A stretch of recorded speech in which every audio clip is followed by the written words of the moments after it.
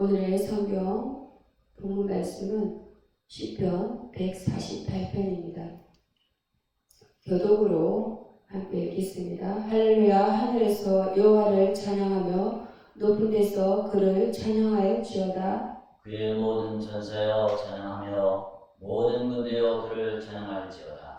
해와 달아 그를 찬양하며 밝은 별들아 다 그를 찬양할지어다. 하늘의 하늘도 그를 찬양하며 하늘 위에 있는 물들도 그를 찬양할지어다. 그들이 여호와의 이름을 찬양하며 그가 명령하심으로 지음을 받았음이로다. 그가 또 그것들을 영원히 세우시고 패하지 못할 명령을 정하셨다. 너희 용들과 바다여 땅에서 여호와를 찬양하라. 불과 우박과 눈과 안개와 그의 말씀을 따르는 광풍이며 합독으로 읽겠습니다. 산들과 모든 작은 산과 가수와 모든 백향목이며 아멘. 네. 오늘의 성경 본문 말씀은 창조에 대한 기쁨의 노래입니다. 온 피조물이 찬양하라. 하나님의 성품은 제가 기도하겠습니다. 성경 한 구절, 그래서 로마서 주신 말씀 12장 10절 말씀. 형제를 사랑하여 서로 우애하고 존경하기를 서로 먼저하며 인정받기보다는 인정해주는 하루 기도하겠습니다. 나를 사랑하시는 하나님 아버지, 일용할 양식과 오늘의 썰 힘과 필요한 것들을 공급해 주시니 감사합니다. 오늘도 이른 아침 아버지의 힘을 입어 새로운 마음으로 시작합니다. 눈에 보이는 모든 것을 바라보며 축복할 수 있는 하루가 되게 하소서. 내게 주어진 모든 것이 가분한 것임을 주님께 고백합니다. 나에게 필요한 것보다 훨씬 더 많은 것을 가지고 있음을 고백합니다. 내가 가지고 있는 자격보다 더 많은 사랑을 받고 있음에 감사합니다. 내가 하늘보다 더 좋은 평가를 받고 있음에 감사합니다. 내가 생각하지도 못한 많은 것을 누리고 있음을 주님께 고백합니다. 모든 것이 주님께서 주신 것이고 누리게 하신 것임을 고백합니다. 그래서 오늘은 인정받기보다는 인정해주는 하루가 되게 하소서. 수고하는 모든 손길을 인정해주고 칭찬하게 하소서. 내 곁에 존재하는 모든 것들의 존재 자체를 인정해주고 감사를 전하는 하루가 되게 하소서. 사랑받기보다 더 많이 사랑해주는 하루가 되게 하소서. 내가 받기보다 더 많이 줄 수 있는 날이 되게 하소서. 오늘 하루쯤은 조건 없이 받아주고 사랑해주고 인정해주는 하루가 되게 하소서. 나의 주, 나의 모든 것을 아시는 예수 그리스도의 이름으로 기도합니다. 네. 아멘. 오늘의 선포될 말씀은 온 피조물이 찬양하라입니다. 첫 번째로 하나님의 성품입니다. 찬양받기 합당하신 창조입니다. 시편 148편은 마치 거대한 오케스트라 지휘자처럼 시작됩니다.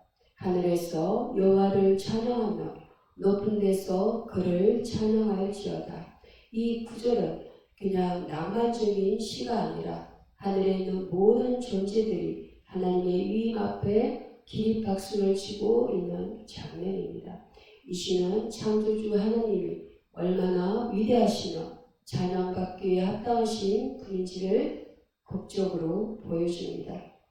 시편 148편 5절 말씀에 보면 하나님은 이 세상을 계획하셨고 말씀 한마디로 별들을 만드셨습니다. 태양과 달과 별들이 출석체크하듯 매일 자기 자리에서 묵묵히 그분의 뜻을 따릅니다. 천사들도 조용히 말하지 않고 하나님을 찬양하며 그 영광을 선포하죠. 하나님은 질서의 하나님이십니다. 그가 명하신 규례는 시간이 지나도 변하지 않으며 시편 148편 6절 말씀입니다. 그 질서 속에 은혜와 공의가 함께 깃들어 있습니다. 시편 148편은 하늘과 땅 그리고 모든 피조물에게 찬양하라는 반복된 명령으로 가득합니다. 이는 우리 하나님은 너무도 위대하셔서 입 닫고 있을 수 없다는 고백입니다.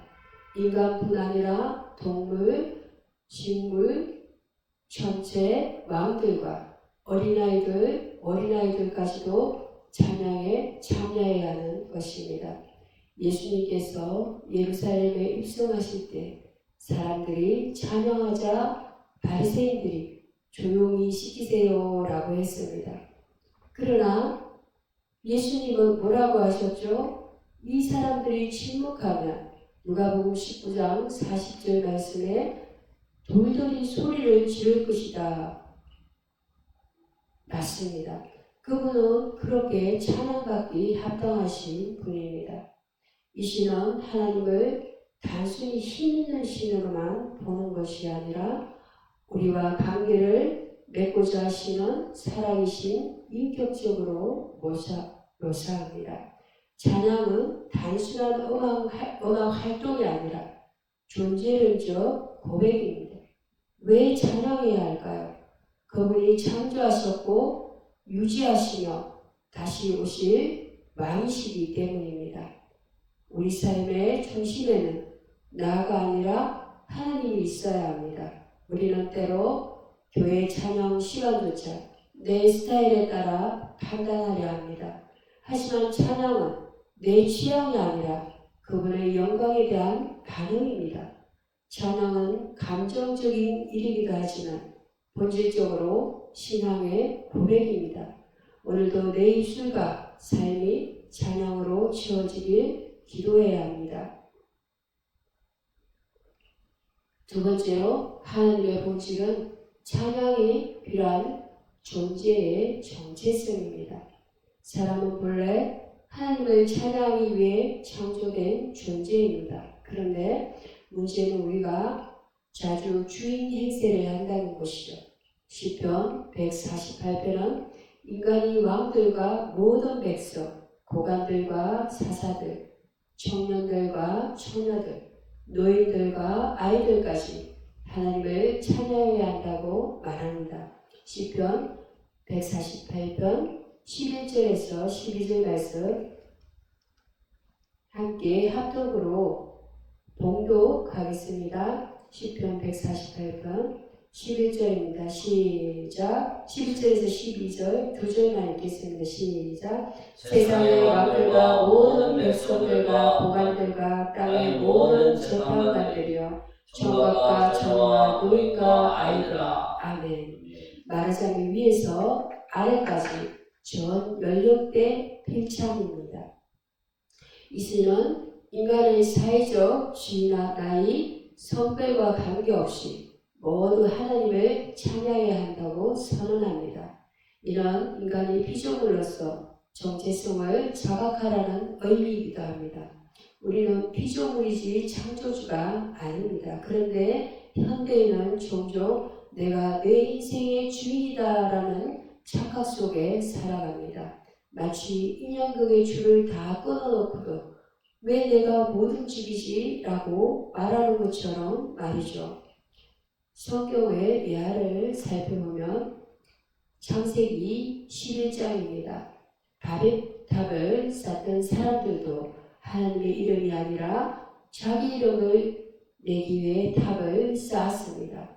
그 결과는 어땠을까요? 하나님이 헛되셨습니다.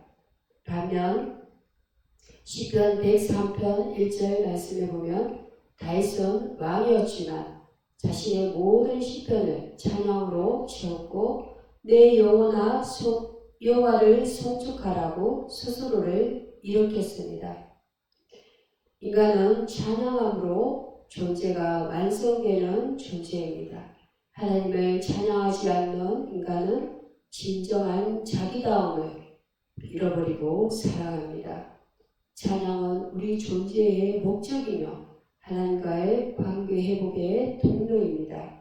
우리는 인생이 버거울수록 더 찬양해야 합니다. 감정이 아니라 진리에 반응하는 것이 찬양이기 때문입니다. 교통 체증 속에서도, 상사의 불합리한 지적 속에서도, 우울한 날씨 속에서도 찬양은 우리를 다시 제자리로 돌아오게 만듭니다. 그리고 기억하세요. 찬양은 단순한 음악이 아니라 전인격적 반응입니다. 내 손과 발, 말과 행동, 재정과 시간까지도 찬양의 도구가 될 수 있습니다. 하나님은 우리 인생에서 당신을 찬양하는 흔적을 보고 싶어 하십니다. 세 번째로 마귀의 역사입니다. 찬양을 가로막는 어둠의 전략입니다. 시편 148편은 마귀에 대한 직접적 언급은 없지만 성경 전체의 맥락에서 보면 마귀는 끊임없이 하나님의 중심의 질서를 무너뜨리는 자입니다. 이사야서 14장 13절에서 14절 말씀에 보면 하나님이 찬양 받으셔야 할 자리를 자신이 차지하려 했던 존재죠. 그는 하늘에서 가장 먼저 찬양을 방해한 존재였습니다. 우리 이사야서 14장 말씀 한번 찾아보시겠습니다. 이사야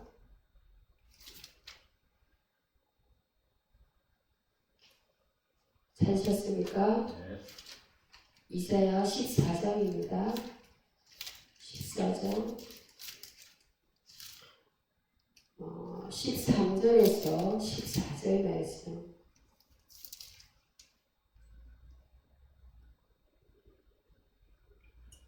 봉독 찾으셨으면 봉독하시겠습니다. 아멘. 내가 내 마음에 이르기를 내가 하늘에 올라 하늘의 무별 위에 내 자리를 높이리라. 내가 북극 지폐의 산에 앉으리라. 가장 높은 구름에 올라가 지극히 높은 이와 같이 같아지리라 하는도다. 네, 그는 하늘에서 가장 먼저 찬양을 방해한 존재였습니다. 이 세상에는 하나님을 찬양하는 것보다 자기 자랑, 불평, 원망, 비교에 더 익숙한 분위기가 형성되어 있습니다. 이는 영적 전쟁의 산물입니다. 사탄은 찬양을 싫어합니다. 찬양은 하나님을 높이고 동시에 우리 시선을 하나님께로 돌리기 때문입니다. 마귀는 그것이 싫은 것입니다. 구약의 히스기야 왕은 역대하 20장 21절 말씀입니다. 히스기야 왕은 아수르의 압박 가운데 하나님을 의시하며 성전에 찬양대를 세웠습니다. 적군은 창을 들었지만 유다는 찬양을 들었죠. 결과는 어땠을까요? 하나님이 그들 가운데 임재하시고 적군은 혼란에 빠져 스스로 무너졌습니다. 역대하 한번 찾아서 함께 읽도록 하겠습니다. 역대하 20장입니다.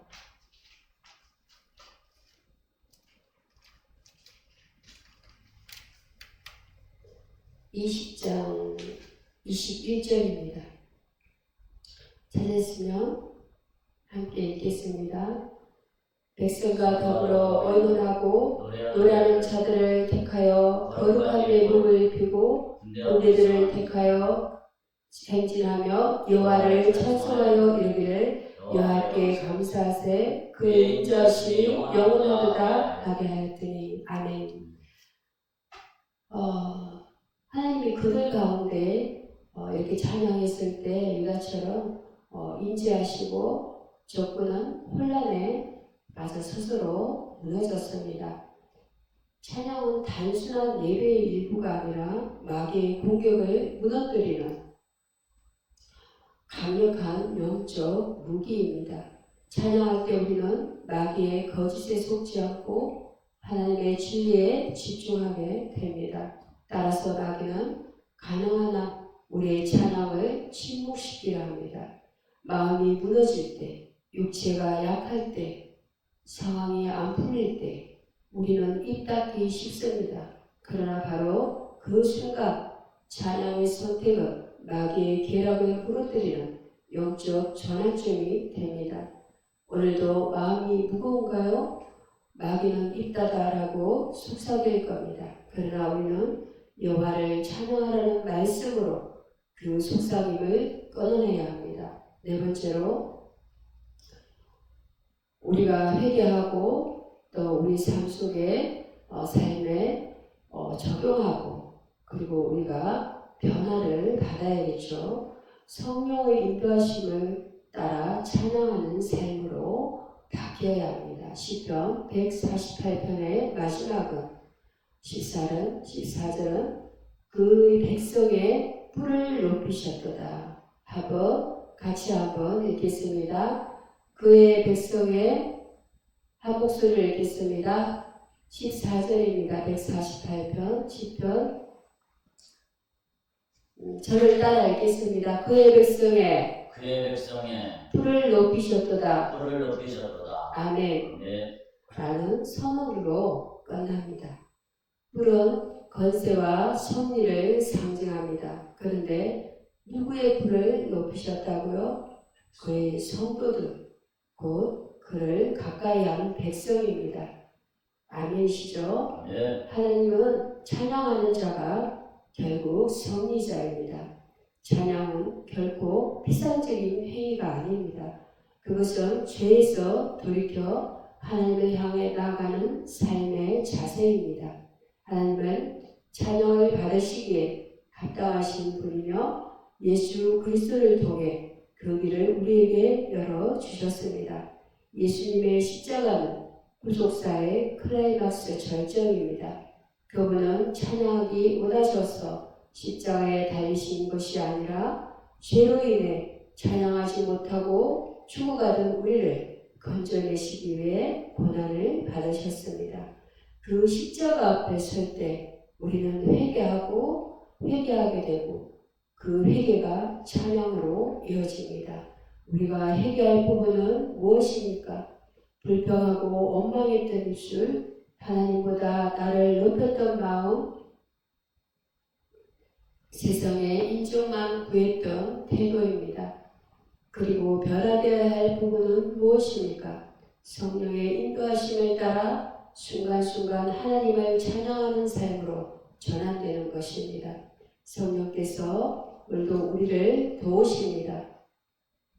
고린도전서 12장 3절 말씀에는 성령이 아니고서는 따라하겠습니다. 성령이 아니고서는 누구도 예수를 주라 시인할 수 없다. 아멘. 내 뜻이 성령은 우리로 하여금 예수님을 찬양하게 하시고 그 찬양 속에 생명의 기쁨을 회복하게 하십니다. 이제 이렇게 기도합시다. 하나님 아버지, 하나님은 창조이시며 찬양받기에 합당하신 분이십니다. 내가 지금껏 당신보다 나 자신을 더 높이고 살았던 것을 회개합니다. 예수님의 십자가로 나를 구속하시고 찬양할 수 있는 생명을 주신 은혜에 감사합니다. 성령님, 오늘도 나를 붙들어 주시고 어떤 상황 속에서도 하나님을 찬양하는 믿음을 주소서. 입술뿐 아니라 삶 전체가 찬양되게 하시고 예수님 다시 오시는 날까지 주님을 높이며 살게 하소서. 예수님의 이름으로 기도드립니다. 아멘. 네. 감사합니다. 감사합니다.